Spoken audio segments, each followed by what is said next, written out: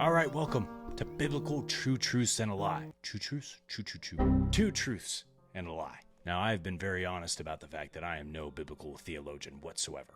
Right? If that's what you're looking for, you came to the wrong place. But I do love the Word of God, I love Jesus, and I love learning. So if this is a public humiliation type way of learning, then so be it. We gonna learn. Let's just start off with the first one. Can you guess which are true, which one's a lie? All right, let's do this. I'm ready. Okay.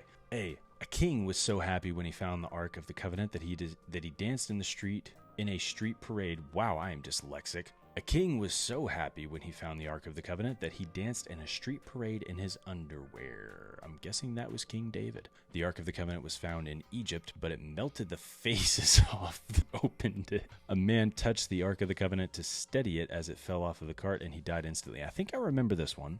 Definitely remember this one. This sounds like something that would happen, but I don't remember it happening.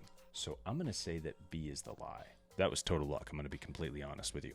All right, a child bit by a snake died, and his parents brought him to a prophet who prayed and resurrected him on the spot. Interesting. People complained about their living conditions, so God responded by sending deadly snakes among them. A viper bites a man's hand, but he doesn't die, so people thought he was a god. What's up with all the snake questions? Here's the thing, I hate snakes. So if there's a Bible story with a snake, I'm probably going to skip it. So I have no idea here. I kind of want to say C is the lie. I kind of want to say C's the lie. I feel like B is something that would have happened to the Israelites, because there was a season where they were complaining about literally everything. And there were some plagues. I know about those. I don't remember the snakes, but maybe God sent them. You know what? I'm gonna live with the consequences. I'm locking in C. Let's see what it is. And it's A. Okay, I'm an idiot. I don't know. I just figured that was something that happened, like in the early church. Like they were healing all sorts of things. So okay, well, learn something new every day. Number A, Pharisees heckle Jesus as they walk past him, teaching the crowd on the shore, and he rebukes them, saying, "There's always a bigger fish." Okay, that's okay. Jesus tells the disciple to catch a fish in the lake and pay their taxes with the coin in its mouth. Yep, I remember that. A man dropped an iron axe head into a river, and a prophet made it float on the water to save it. A and C seem off. There's always a bigger fish. That seems like something Jesus would say, but I don't remember him saying it.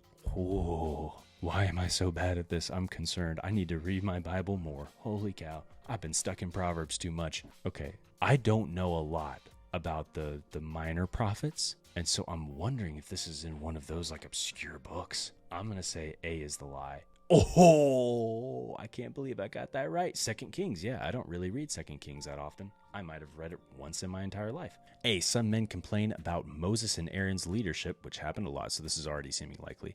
Then the ground beneath the men opens up and they fall in and die. That definitely happened. A soldier climbed down into a pit on a snowy day and fought and killed a lion that was trapped in the pit. A donkey had fallen into a pit on the Sabbath, and Jesus helped a farmer pull the donkey out on his way to synagogue. That sounds like a Jesus thing to do. That's like a helpful Jesus. Okay, I feel like A definitely happened. C seems like something that would happen. I haven't heard of anything like B happening, so I'm going to say B is the lie. 2 Samuel. I'm literally in 2 Samuel right now. See, I gotta stick with my gut. Like, I've read the Gospels enough to know, like, if a story about Jesus is any of the slightest bit unfamiliar to me, I just got to pick that one because I don't remember that story. It just seemed like a Jesus thing to do. Okay, I got to roll with my gut on the Gospels. An heir to the throne falls while escaping capture from an enemy and becomes disabled. Years later, he is invited to live his life in the palace by his enemy.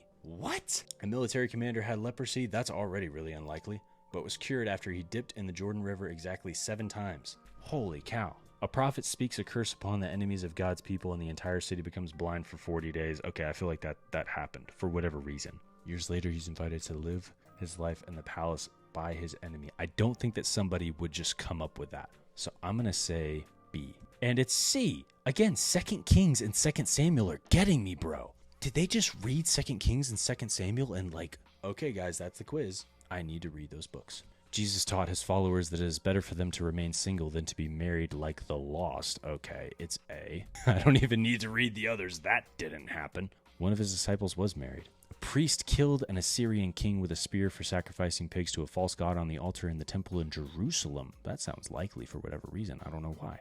An Israelite killed 600 Philistines with just a wooden farm tool. I don't.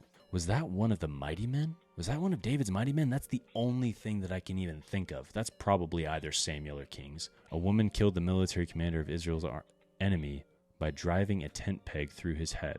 Okay. I feel like B is likely. I feel like C they wouldn't just come up with. So I'm going to say A. Oh, I'm getting the hang of this now. Oh, both of those were in Judges. Okay. The book of Deuteronomy was lost for years and found when a priest was remodeling the temple. What? That actually sounds likely, you know. The 12 books of the Bible called the Minor Prophets are sequenced in the Old Testament by the length of each book. Yo, that's going to blow my mind if that's true. But if I say that it's true and it's false, I'm going to look like an idiot. The longest chapter in the Bible has groups of verses that in Hebrew all start with the same letter. Okay, now this is just like, why would I have paid attention to these things? I'm gonna say B is cap. Well, actually, the longest chapter in the Bible has groups of verses that in Hebrew all start with the same letter. So it's not all the verses; it's just groups of them. I think that's likely. I think it's either A or B is the false one. I'm gonna go on a limb and just say B is cap. I think B is cap. Oh, wow. Okay, that was luck. This is fun. I like this. King Solomon had 700 wives and 300 concubines, an army of Egyptian horses, and built altars to pagan gods, which were all against the Jewish law. Yep, that's facts. And wild. Jonathan became king when his father Saul commits suicide, but dies in battle the next day. David opts out of killing Saul while Saul is... Yeah, no, it's B. Yeah, it's B. I know a couple things, all right? A leader plundered 43 pounds of gold earrings... And yeah, I say earrings like that because I'm from Texas. From his army made a robe out of it. What? The disciples caught 153 fish after seeing Jesus resurrected and gave a tenth of them as their offering to God. That makes sense. Josiah became the king of Judah at the age of 8 when his father, King Amon, was assassinated. Okay. I feel like A and B. B is super likely. I'm going to lock in B as like that's correct. So it's between A and C. The tough part about numbers is that they could just say, oh no, it was actually 40 pounds of gold, or it was when he was 10. So unless you know it by heart, you know, you can really mess these up. I'm guessing here, obviously, between A and C, but I think that C is cap. What? I want an explanation, because I know that they caught fish. I know that they had like a barbecue with Jesus, and they talked around the campfire. I know that. And so I'm thinking, oh, this is when, you know, this happened and they sacrificed the 10th of the fish. No big deal. Maybe that's where we get the 10% of the tithe. Who knows? Wild. A soldier kept his vow to God to sacrifice whatever walked out of his house for helping him win a battle, and he had to kill his own daughter. Yep, that was in Judges, wasn't it? That was dark, bro. That was so dark. After being conjured up by a medium, the ghost of a famous prophet tells the king that he will die tomorrow. What? That sounds familiar, but I thought that he was just saying like, dude, what are you doing? You know that this isn't right. I shouldn't be here. Why did you do this? I don't remember him saying that. 2 disciples curse a man trying to get their power, and he dies on the spot before them. Okay, I think C is cap. Yeah, C is just a little wild. Okay, so that is the story. I didn't remember that he told him that he would die tomorrow. That's weird. In Joppa, Peter raised from the dead a woman named Dorcas. That's a lovely name. B and C, I think, are right. No, wait. But A seems really likely too. Which one? I'm going to say C. Yeah, C's cap.